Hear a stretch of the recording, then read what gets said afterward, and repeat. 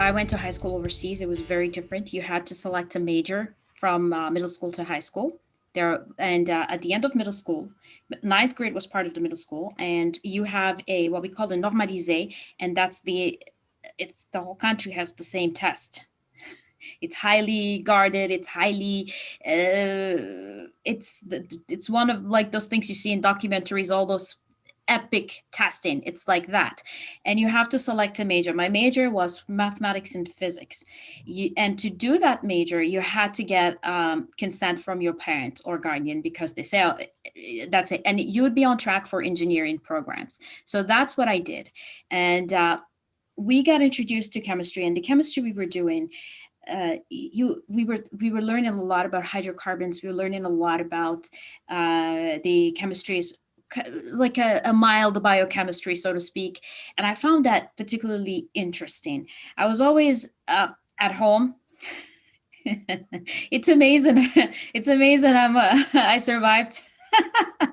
I was that kid that would be doing experiments at home, building things. There was a show a while back called Family Matters. They had this really nerd kid that had all these crazy experiments. I was kind of like that, unfortunately. Chemistry has always been, it's part of who I am. But when it came choosing majors, I chose chemical engineering as opposed to chemistry, because there is a chemical engineering department versus chemistry department, and then there's the chemistry students. It's a little bit different. Chemistry students spend most of their education in labs. Pretty much all their courses have a lab requirement. I found myself drawn a lot to biomaterials, and I started reading articles, research papers on it, and I started to find what's the closest major that I could do that will land me somewhere in the biomaterial arena. So I searched up universities, and I had graduated previously from Bunker Hill Community College, and so I decided that for a bachelor's degree, I don't see why I need to go to a very expensive school. There is nothing wrong with the UMass system. It's an incredible university system. And the closest one that had engineering was UMass Lowell. At that time, they did not have biomedical engineering, which is what a lot of people would advise for biomaterials, depending on what you want to do. So they had it as a graduate program, and I was preparing because I also work with biomedical engineers. So it gave me a first-hand understanding of their trajectory in college, of the courses they've taken, their experiences. But chemical engineering came closer. And honestly, I had considered chemical engineering before. So I looked at the program and I said, it will be intense, but I think I could pull through. I reached out in advance to a number of professors. Some of them responded, some of them didn't. You know, and they said, just apply. We cannot promise you anything, just apply. And I applied. I did get in, and I had to start from the beginning. I transferred. It was a transfer from Bunker Hill years after I graduated from Bunker Hill, but I did have to start because my associate degree is in biology. I think that is one of the frustrations of someone who's just starting a university education, is that it is overwhelming. You're looking at all the materials, you're looking at the website, you have something in mind and what you're looking for, but then it's not always there. And sometimes, like you did, you have to connect with some of the professors and just ask those questions of, this is what I want, but I'm not really seeing it. And then they will help you to find something that's not listed really, or something that's hidden, saying, well, we do offer that, but we're calling it something else. And to your experience, that it wasn't obvious back then of what you were looking for wasn't really in a catalog, kind of front and center. You had to kind of dig a little bit. And I think that's important for young people to know, is that people call things differently all the time, and Yes. a Yeah. university or even a certificate program at night, it might be called something different, but it's still the thing that you want to learn. So I think that's really helpful to hear that you had that experience of having to dig a little deeper. I don't know about other colleges, but UMass Lowell does have on the website a section for people that are I think it says aspiring students, or for new people that are interested in the chemical engineering. There is a little something that shows the different industries. And when you sign on, so you're supposed to take Introduction to Engineering, and they go over those type of things where they detail out this is what it is. And essentially, it's a sifter to both ways, where you could say, well, chemical engineering is not for me. They will detail out and say this is the type of industries, and the list is, I don't want to say infinite, but it's almost is, because every industry. So if you say aerospace, for example, right, it's not just aerospace engineers. You could be a chemical engineer. I mean, just think about Wing, the building of uh, Wing, right? We had an ethics course, and in our ethics course, we did a lot of studies like, understanding the Challenger disaster. We read books by Richard Feynman. What do you care what other people think? It's an interesting read. We talk about, there was a Wing issue. There was a Wing issue that we had to study about it, and it's amazing the number of engineers. Just about every type of engineer you can think of was involved in the design making and the continuation of the maintenance of these planes. And so in terms of industries, I think that there is some information available. I just wanted to say that. See what's so helpful about that is that um, by not assuming that the stuff is out there, you can go to probably a lot of university websites and that's not there. But by sharing that little blurb there, it's like, okay, there's another blog post about UMass Lowell has a great list of where you can apply your knowledge in all kinds of industries that you may not have known. So that's a big part of STEM Van is trying to take some of that search time down to understand things and what is around us in our own backyard as far as New England, but even globally, because there might be lists, but there might be really bad lists. I did a project in learning how to design nano drug delivery systems, and one of the first things the professor wanted me to work on was designing gold nanoparticles. And it's beautiful. It's beautiful. I mean, I'm trying to find the words to describe, because that's the aha moment. It's, you're creating something, you're mixing things together and you're creating something, but it's not haphazardly or by chance. Everything is well studied. You understand you're going in with, at this temperature, you're adding this to that, as opposed to the other way around. Everything is controlled. And if you can see it, which in the gold nanoparticles, there is a color change and it changes to this burgundy type of color, your solution, then I have nanoparticles ready. I mean, make it sound fancy. They're part of most of the products that we use today. It's but for me, that's beautiful. There's a sense of creation. There's a sense of, you can do anything you set your mind to, and I love it. Even now, I enjoy making things. There's something satisfactory about seeing a chemical reaction go through. I like to make soap. So when you're making soap and you have a saponification, it's called a saponification reaction. So when you have the sodium hydroxide and the fat, when you get to that, you see the reaction happen, and that's when your effectively soap starts forming. It's beautiful. I love it. There's a danger with making soap, isn't it? What is the because I've heard people making soap and it can explode, or is there, am I correct of anything like that? Yes. Yeah. So you have to be careful with the lye or the sodium hydroxide. Yeah. That's it. I have goggles. I have everything. I'm very careful. It's been a while since I made soap, but there was a time that I was making all kinds of soap. It was, it's wonderful. I love it. Anything that's chemistry related, you have to be careful. Even if you're cleaning your oven, I mean, people venture out and buy all these heavy duty, what is that called? I forgot.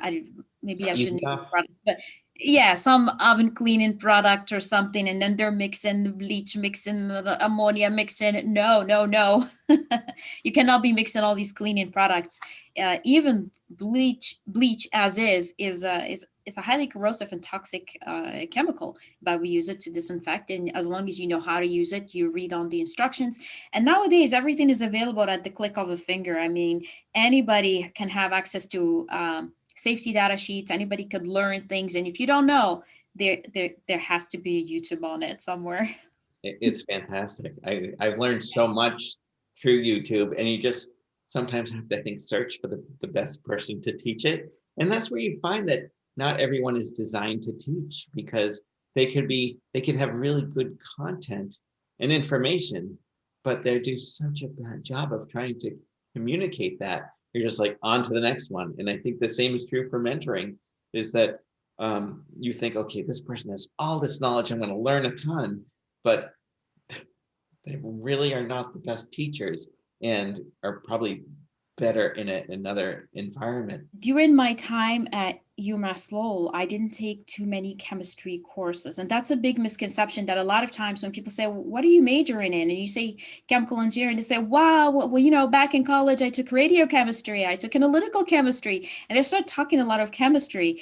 And I say, well, I can talk about thermodynamics, I can talk about kinetics, reactor design, I can talk about heat transfer.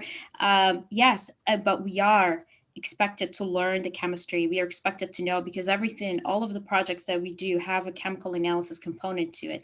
So you cannot succeed in those courses unless you have a background in chemistry. We should all have mentors at all times, different mentors at different times in life. And one person can mentor you on how to get to college. Another person will mentor you how to survive through college or how to survive through one specific course.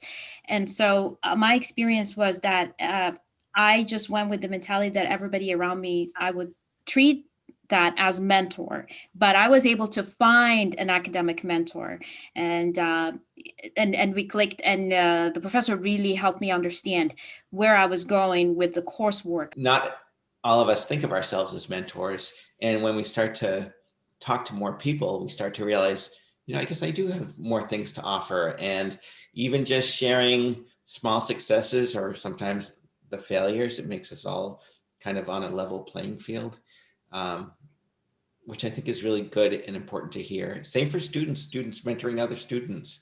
Um, it's such a far-reaching topic. You need to rethink your network. Your network cannot be an echo. It has, the biodiversity and genetic makeup of your network. Are you connecting to people that are all like you?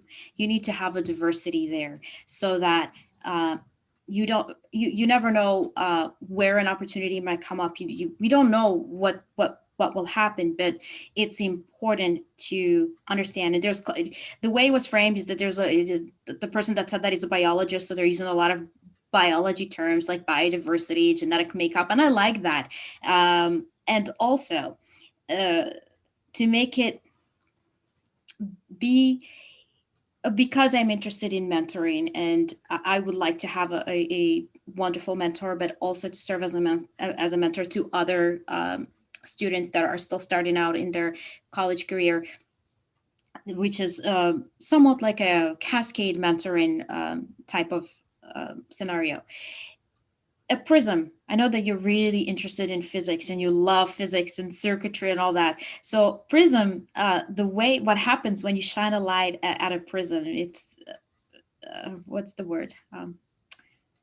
The Disperses the light, or Yes, and you get a variety of colors as well. So you have different wavelengths, essentially. You have different wavelengths of light. You have different, so you absorbs it, it absorbs some of the light, it reflects it. So essentially elevate others, you elevate yourself in the process, and make sure that you have a diverse network. Amongst my friends, for example, there are CQV engineers that work in different types of industry, that is commissioning, qualification, and validation engineer. Some work in the pharmaceutical industry in different capacities, others work in the chemical industry. So it's very different, and what you do differs by the industry where you're at and what part of the industry you're in.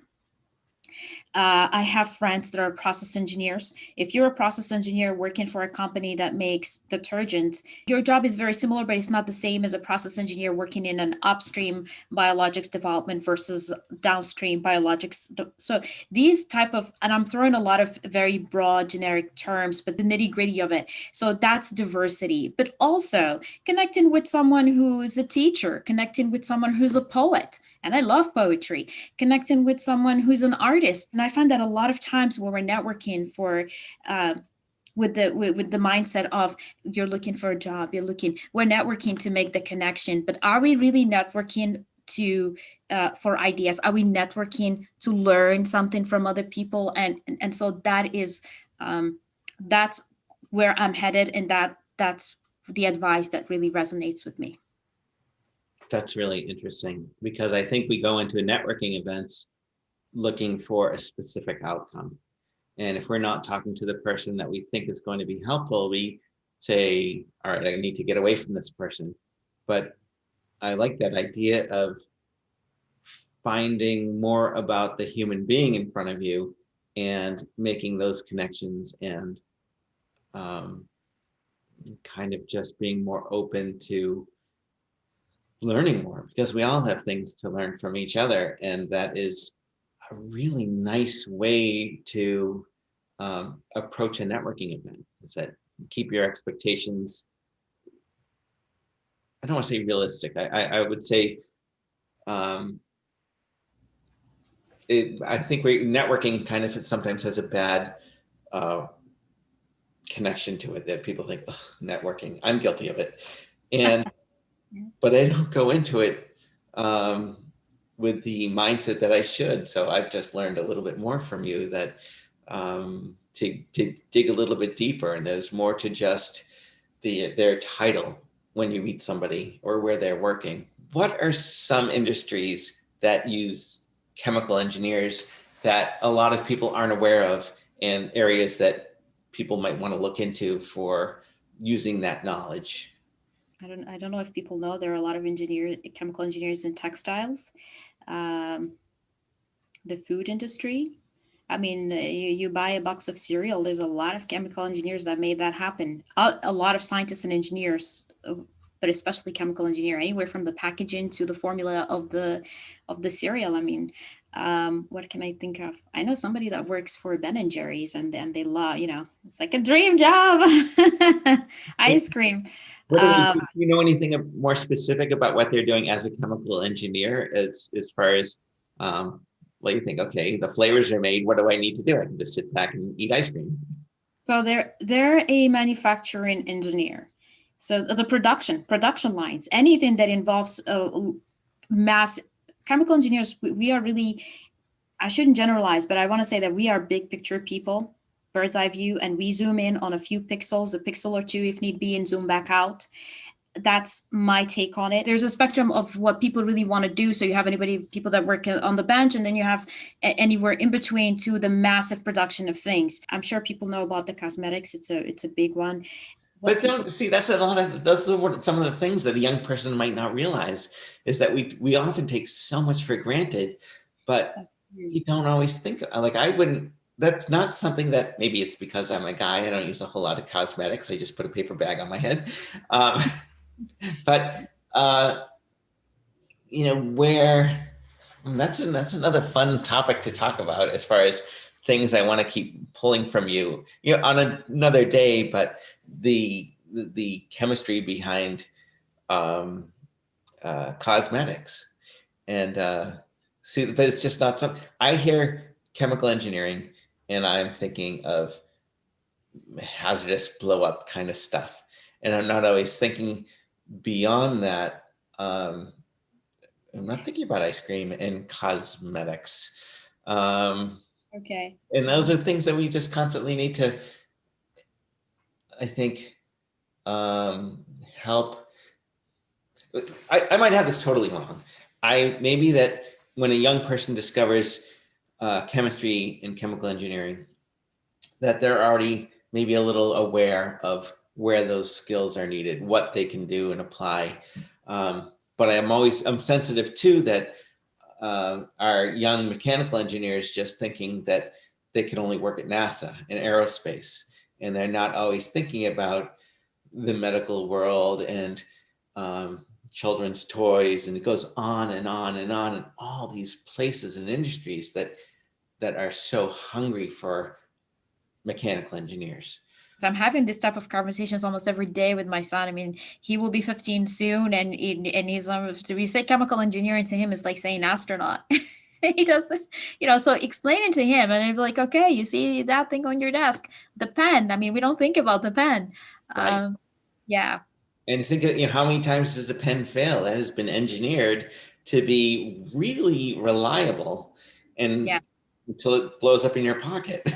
With the chemical engineering degree, it sounds like there's an awful lot of physics in there. Do you have to take uh, physics first? I mean, how do you? This is more just my own question. Is um, must be a lot of requirements for chemical engineering, Yes. and do you feel? Um, and you're good in math. I mean, you like math. What was it a struggle at all when you started to look at all the requirements to get to the point where you can actually start doing some of the engineering, or is it's just part of the process? One of the first courses I took was called material balances. This way, because the chemical engineering, the whole concept is you're looking at the process A to Z. What goes in has to come out. It's This is our sort of a mantra, and you need to understand what stays in the process, what accumulates, what is consumed, which is no different than understanding the chemical reaction in and of itself. I'm using that as an analogy, but the balances. So you need to learn how to balance things. And Yeah, when I took that course, I understood that, well, the book was this big, and it talks about you can have problems just about any kinds of problem. You can have problem that talks about somebody drilling uh, on an oil platform in the middle of the sea somewhere, and they pulled x amount of something from earth, and it's being processed, blah blah blah. So you're just balancing materials moving from A to Z. The course that follows that is called energy balances. So you learn material balances, then you learn energy balances, and then you go into thermodynamics and then heat transfer. That's the succession. So you need to understand heat transfer, thermal boundaries, insulation, all that. It's I'm gonna be honest, I was taking these courses and a lot of it didn't. I understood it. I passed my course. I did well, but it's not until I got to separations that it all clicked. So it's in separations. You need to know all your balances inside out. You need to know your heat transfer. You need to know your thermodynamics. You need to know everything that you've had. Fluid mechanics. Oh, that's another big one. um, I think that is so important to hear, is that I think when you're getting an education, is that not everything is going to make sense of why do I need this. I remember so many times hearing, well, why do I need algebra? Why do I need this? I don't want this. And there's probably a lot of patience involved in science because you have to have such a broad understanding of so many different disciplines. And then when you can sort of hit that moment, we're like, oh my God, I get it. It's like, this is this. And that must be really exciting, because then you start to, the creative mind starts to kick in and say, well, I can maybe make this and I can do that and I can apply this. And I am very excited for you that you're in this time of your life where you're trying to take now all of this knowledge and find that fantastic career. And I will sometimes say, you're not looking for a job, you're looking for a career where you can take this and do great things. And with so much going on in the world, is that we need so many great creative scientists, not just scientists, but getting that creativity and that excitement and trying new things and seeing things differently. that's why I'm focusing on the biopharmaceutical industry. I'm passionate about uh, being part of designing a drug or a medicine that could improve someone's lives. I mean, we're all aging slowly. We will all need some type of medical care. Everybody. I mean, doctors are indispensable, nurses are indispensable. Uh, and so medicine is essential to our life. And there are so many other professions, but this is how I feel being a productive human being is to be a chemical engineer in the biopharmaceutical industry. all pills pretty much kind of look the same. It's a pill. But to know that this tiny little thing, and when you have like a really tiny pill, is that can fix things in your body, can fix things in your mind. And I just think that, how does it do that? I mean, it just looks like nothing. And um, how is that engineered? How do they figure that out with the ratios of this and that, and to understand the body? Because now you're in this human realm of things, and there's so much that is related to that, and that just, it boggles the mind. It's a little bit when you start to look at a chip on a circuit board, and you start to, especially a computer chip, and you look at the schematic for that, like, oh my God, look at all the layers on top. And how does this even work? And so that has always fascinated me about the world of pharmaceuticals. And I'll never understand that. And thankfully, there are people like you who are doing the important science to understand that world for all of us. My thermodynamics and advanced transport phenomena professor said to me, uh, be gentle to yourself. You will, it's, I know it's not so much as specific to career, but you can get really sucked into the whirlwind of relentless pursuit. You're taking courses, you're looking for a job, you're actively building your resume, you're very much active at it, you're bold, you're asking people questions, you're curious, you're a voracious learner. And so you might forget to take care of yourself in that process. You're doing all of these things to build up, to make that career. You won't have a career if you're not gentle to yourself. And that has resonated with me a lot.